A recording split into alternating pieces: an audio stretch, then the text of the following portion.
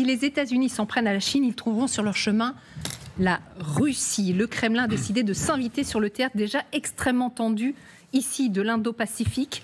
Regardez, il y a 15 jours, les États-Unis, eux, montraient les muscles en participant à des exercices conjoints avec les armées japonaises et sud-coréennes. Il y avait donc la présence de soldats américains ici. Et donc les Russes aujourd'hui brandissent la menace missile. Pourquoi une telle surenchère ? Pourquoi une telle surenchère ? Surtout ici, dans cette région, on pose la question à nos invités. Colonel Pierre de Jong, consultant géopolitique LCI, vice-président de l'Institut Thémis. Magali Barthès, notre éditorialiste international. Vera Grandseva, politologue spécialiste de la Russie. Et David Rigolet-Rose, chercheur associé à l'IRIS et chercheur rattaché à l'IFAS. Donc que se passe-t-il aujourd'hui ? Eh bien la Russie menace de placer des missiles aussi en Asie. Pourquoi ? Explication de la porte-parole du ministère russe des Affaires étrangères. Si des missiles américains de moyenne portée apparaissent sur le territoire japonais, cela représentera une véritable menace à la sécurité de notre pays. Et nous serons forcés de prendre les mesures nécessaires pour renforcer nos propres capacités de défense. Et donc les mesures nécessaires ont été précisées par un autre membre de ce même ministère des Affaires étrangères. Regardez, l'apparition de systèmes américains dans n'importe quelle région du monde déterminera nos prochaines actions et l'émergence de ces systèmes, donc, y compris dans le domaine de l'organisation de notre réponse militaro-technique. Qu'est-ce que ça veut dire ? Ça veut dire qu'ils envisagent, les Russes, de poser des missiles en Asie. David Rigolet-Rose, pourquoi la Russie décide comme ça de s'inviter dans ces tensions dans l'Indo-Pacifique ? On sait que l'Indo-Pacifique, c'est l'enjeu central du XXIe siècle. Et il se trouve que la Russie a une façade sur la On la voit sur la carte ici, cette façade. Ouais. Que la Russie n'est plus l'acteur majeur. C'est la Chine aujourd'hui, évidemment, dans la zone Indo-Pacifique. Mais la Russie n'entend pas être marginalisée. Et qui plus est, une forme de front se dessine, anti-occidental et anti-américain en particulier. C'est préoccupant d'ailleurs, parce que ça fait écho à des transferts géographiques. On a vu qu'il y avait des Coréens qui arrivaient en face de l'Ukraine. Là, il y a effectivement une logique d'escalade en termes de missiles, toutes choses égales par ailleurs, on pense à la crise des euromissiles en Europe. Ouais, c'est préoccupant parce que ça veut dire qu'il y a effectivement le développement d'une logique conflictuelle à l'échelle globale. Et ça, c'est pas très bon signe, effectivement, sur l'évolution récente. Et on voit à quel point il y a des risques d'escalade. Alors, il y a la perspective, évidemment, de la nouvelle administration Trump, qui est dans une logique transactionnelle et qui se veut le faiseur de paix. Mais on voit que, on va dire, les nuages s'amoncellent quand même sur le contexte géopolitique mondial. Ah, mais complètement. Forcément, on pense aussi à l'histoire, à la crise des missiles en 62. On se souvient, donc, l'Union soviétique qui place ses missiles à Cuba en réponse aux missiles. Alors, on parlait de missiles nucléaires à l'époque, aux missiles américains qui étaient postés en Turquie et en Italie. Là, on a l'impression de revivre la même chose. Là, les États-Unis qui envisagent de poster des missiles, notamment aux Philippines, si jamais la Chine continuait ses velléités sur Taïwan, et donc la Russie qui réplique « Ah, vous faites ça, nous, on aura des missiles en Asie ». C'est vrai qu'il y a un parfum de retour de guerre froide, en fait, avec cet affrontement entre blocs et cet affrontement entre, évidemment, la Russie et les États-Unis. Après, il est certain que la Russie veut s'inviter dans tous les conflits de la planète, en fait, en ce moment. On la voit active, même sur le conflit au Proche-Orient. On voyait les Russes chez les talibans hier. Et là, je pense que Vladimir Poutine a bien compris que la Chine, c'était l'enjeu majeur. L'Indo-Pacifique, c'est l'enjeu majeur, notamment pour la nouvelle administration Trump. On le sait, Marco Rubio, qui sera le futur, normalement, secrétaire d'État, ou alors Mike Waltz, qui sera le conseiller à la sécurité nationale, tous ont une obsession pour la Chine et pensent que c'est là que se joue la véritable menace, bien plus qu'en Russie.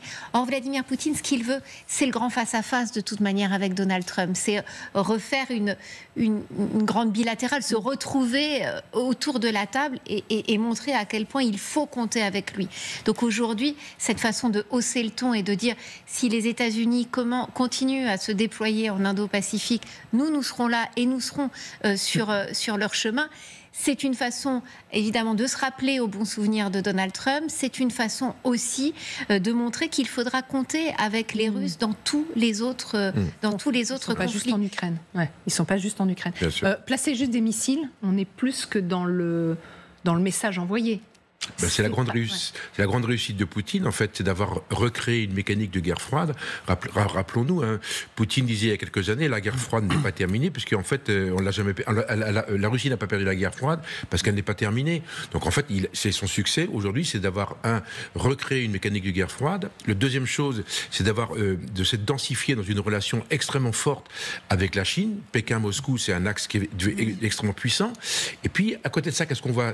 On est dans une période de pré-guerre. Alors le mot est un peu malheureux parce que il est un peu catastrophique, mais quand on y réfléchit bien, quand on voit que les Américains recréent une alliance anti-Chine qui s'appelle l'AUKUS en septembre 2021, qui regroupe donc eux-mêmes les Britanniques et les Australiens. Exactement. Le discours de Biden à l'OTAN il y a pas longtemps, où il demande à l'OTAN éventuellement d'accepter au sein de l'OTAN le Japon, la Corée du Sud, l'Australie, etc., etc. Donc on voit bien qu'il y a une espèce de tentation, et c'est toujours comme ça dans toutes les guerres, avant les guerres, il y a une tentation, si vous voulez, de recréer des alliances.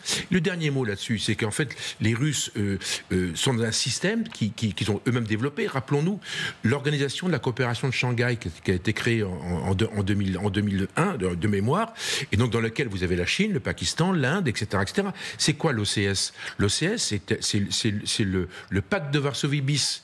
Alors, ils n'en sont pas encore là, mais comment dire, c'est une association entre ces États qui dit que on parle de sécurité, on parle de protection, etc., etc. C'est un outil militaire. Alors il y a l'Inde dedans, donc comme il y a l'Inde dedans, on peut considérer mais n'empêche que c'est ça l'objectif de l'OCS, c'est d'avoir une alliance qui contrebalance la puissance de l'OTAN. Donc en fait, qu'est-ce qui se passe aujourd'hui ? C'est la grande géopolitique, c'est une espèce de redistribution des cartes à travers deux alliances. Il y aura une alliance qui sera théoriquement l'alliance du Sud global, entre guillemets, telle que les BRICS peuvent l'imaginer, et puis qui va être en confrontation avec ce que Poutine appelle l'Occident collectif. Ouais. Donc on est vraiment sur une mécanique bilatérale, une mécanique de guerre froide. Et qu'on voit à l'œuvre là, devant nos yeux là, qui se met en place. Le secrétaire américain à l'armée de l'air dit une guerre entre les États-Unis et la Russie ou la Chine n'est pas improbable. Elle peut subvenir à tout moment. On est en train de basculer là. Peut-être, oui, effectivement, c'est un moment assez important dans la guerre que la Russie mène contre l'Ukraine. Après, toutes les déclarations de Poutine, il faut aussi les mesurer, à mon avis, avec les capacités et les vrais alliés que Poutine a en Asie. Parce que si on se demande où, par exemple, ils peuvent placer ces missiles promis, donc en Chine, non. En fait, on parle souvent de l'alliance entre la Chine et la Russie, mais il y a aussi ses limites, beaucoup de limites d'ailleurs. On sait que les banques chinois aussi appliquent les sanctions contre la Russie. C'est pas si facile. Dans le domaine militaire, c'est très limité. Il n'y a pas de vraie coopération militaire. Il n'y a pas de partage ni de données ni de technologies. C'est très très loin. Donc la Chine, c'est un allié qui plutôt poursuit ses intérêts et utilise la faiblesse de la Russie, notamment sur le marché énergétique aujourd'hui. Mais c'est loin d'être un allié qui va participer du côté russe officiellement partout et qui va défendre les intérêts russes. Donc c'est très loin. Après, on sait que la Russie de Poutine d'aujourd'hui, ce régime utilise beaucoup les États parias dans le monde entier. Donc en Asie, qui sont les pays qui s'adhèrent à l'agenda de Poutine? Bon, c'est la Corée du Nord. Donc on peut peut-être se dire que Poutine va aller jusqu'à placer les missiles balistiques en Corée du Nord. Ça va être très très grave parce que ça va à l'encontre de toutes les obligations de la Russie comme membre du Conseil de sécurité. La Russie a voté sur toutes les sanctions contre ce pays pendant très longtemps, jusqu'en 2017. Donc ça va être très compliqué pour Poutine aussi d'aller au-delà des déclarations sur ce sujet-là. Et sur l'organisation de Shanghai, c'est aussi très important de souligner que depuis 20 ans, il n'y a pas beaucoup de progrès dans cette organisation. Et c'est très très loin loin d'être en alliance militaire. C'était pas même discuté. Ils discutaient beaucoup les mesures contre-terroristes, ça c'est vrai. Et ici même, dans certains partis en Asie centrale, elles étaient efficaces.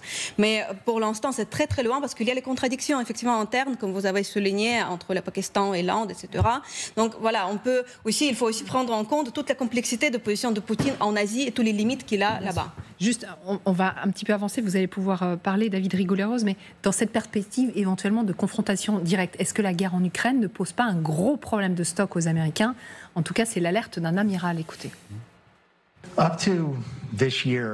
Jusqu'à cette année, la plupart des armes utilisées étaient de l'artillerie et des armes à courte portée. Je vous aurais dit qu'il n'y a eu aucun impact sur l'Indo-Pacifique.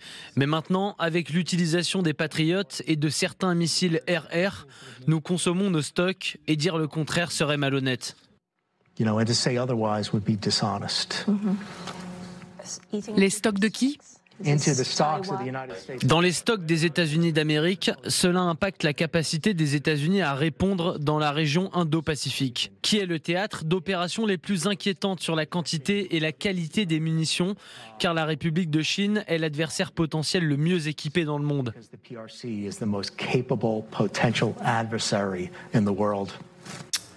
Voilà qui est extrêmement rassurant. Il y a vraiment des problèmes de stock comme ça ? Oui, il y en a, puisque effectivement, à partir du moment où il y a la multiplication des fronts, il y a une dispersion. C'est le problème. Tout n'est pas, même si on fait tourner la machine, il y a des effets de seuil. Et là, ce qui est intéressant, c'est l'insistance sur l'Indo-Pacifique. Oui. Et là, la nouvelle administration, notamment Donald Trump, qui a dans le viseur Pékin, va se retrouver pris dans ce qu'on appelle le piège de Thucydide. C'est-à-dire, c'est un modèle géopolitique qui dit que la première puissance mondiale ne peut pas accepter de déchoir au deuxième du fait des appétits de son rival, le numéro 2. Et il y a des déclarations, il faut se remettre en arrière, mais il y a une déclaration d'un général américain, notamment Charles A. Richards, qui est le chef du l'US Strategic Command, qui disait que c'était en novembre 2022, donc il y a 2 ans, que la guerre approche avec la Chine. Il le disait carrément. Ce qui est très préoccupant quand on sait qu'effectivement c'est le nœud central. Et un autre général Michael Milham, disait « J'espère me tromper, mais mon instinct me dit que nous risquons de combattre en 2025 ». Donc évidemment, il y a une rhétorique militaire, il y a un affichage, mais c'est quand même le signe d'une préoccupation stratégique majeure du point de vue américain. Et le fait qu'il y ait cette triangulation en Asie entre Moscou, la Corée du Nord, il faut rappeler que Moscou et la Corée du Nord viennent de signer un accord d'assistance militaire, ce qui n'est pas quand même contingent, et la Chine, on voit bien que sur l'Indo-Pacifique, effectivement, stratégiquement, ça devient majeur, mais si pour les Européens, ça paraît très loin. En fait, les incidences de ce qui risque de se passer là-bas pourraient être absolument cruciales. Mais c'est vrai que c'est stupéfiant. C'est-à-dire que la Chine, on l'a toujours vu comme éventuellement, ça restait un partenaire, peut-être comme un adversaire économique, mais ces derniers mois nous prouvent qu'il y a quelque chose qui est en train de se passer. Et on le voit encore à l'œuvre, on voit les Américains tirer la sonnette d'alarme, pas n'importe lesquelles, et elles se multiplient, ces sonnettes d'alarme. Dans cette intervention, il y a le fond et la forme. Mon David vient de parler du fond, c'est ça le problème, on est vraiment dans une espèce de gesticulation, et c'est vrai qu'aujourd'hui, la Chine, elle ne l'avait jamais fait, elle menace directement Taïwan, avec des centaines d'avions, des bateaux. Il y a une grande manœuvre, d'ailleurs, russo-sino-russe, qui est en œuvre depuis autour de Vladivostok, etc. On parle de 400 bateaux, alors de tout niveau, mais n'empêche qu'on voit bien cette relation, elle existe. Ça, c'est pour le fond. Pour la forme, ce qui est intéressant, c'est que l'amiral qui est là, c'est Sinspac. Sinspac, c'est le commandement américain le plus important. C'est un opérationnel. C'est pas l'administratif qui est au fond d'un bureau à l'état-major Washington. C'est lui qui va gérer cette affaire-là. Et donc lui, ce gars-là, il a le langage de la vérité. Pourquoi ? Parce que si ça se déclenche après-demain, il n'a pas les missiles. Parce que les missiles sont partis en Ukraine, en Russie, etc. Donc ça, c'est la première chose. Au niveau de la forme. Au niveau de la forme, il y a un deuxième point qui est intéressant, c'est qu'il envoie un message à Trump. Ça qui est intéressant, parce qu'en fait, personne ne sait ce que Trump va faire dans les mois qui viennent. Et eux non plus. Donc lui, il dit, j'ai pas les missiles, donc chef, parce que c'est comme le chef des armées, c'est quand même Trump demain matin, à partir du 20 janvier, help, et si tu veux continuer ta guerre, il me faut des missiles. Et puis le deuxième point, c'est que l'armée américaine, elle est inquiète, parce que dans les discours de Trump pendant toute la campagne, Trump a annoncé qu'il allait baisser les investissements dans le domaine des armées pour pouvoir développer toute une série de choses, etc., faire un mur, et que sais-je, etc. Donc c'est pas dit que dans les projets de Trump, que Trump a un projet, je dirais, qui soit... parce que, encore une fois, c'est un isolationniste, Trump. Mais bien et sûr. lui, il est au casse-pipe. Donc il s'est dit, s'ils vont, il s'isole. Non, Magali, Oui, peut-être mais en fait, je ne suis pas sûre que sur la Chine, il y ait une vraie volonté isolationniste. Oui, on est d'accord. Sur la Chine, Trump, il veut vraiment, il a un discours d'extrême fermeté. Pourquoi est-ce que dans l'entourage de Donald Trump, on dit justement, il faut en finir rapidement avec cette guerre en Ukraine, il faut les pousser à la négociation, parce que justement, dans leur tête, il y a la Chine qui est de toute manière la véritable menace. Et c'est ce que dit son futur secrétaire à la sécurité, en disant, c'est très bien, mais là, cet argent, il serait mieux utilisé ailleurs, et notamment pour refaire les stocks. Il vient de nommer un secrétaire adjoint au Conseil de sécurité nationale qui est un faucon sur la Chine. Donc, effectivement. C'est pour ça que la menace chinoise, elle est quand même appréhendée par Donald Trump avec beaucoup de sérieux. Beaucoup de sérieux.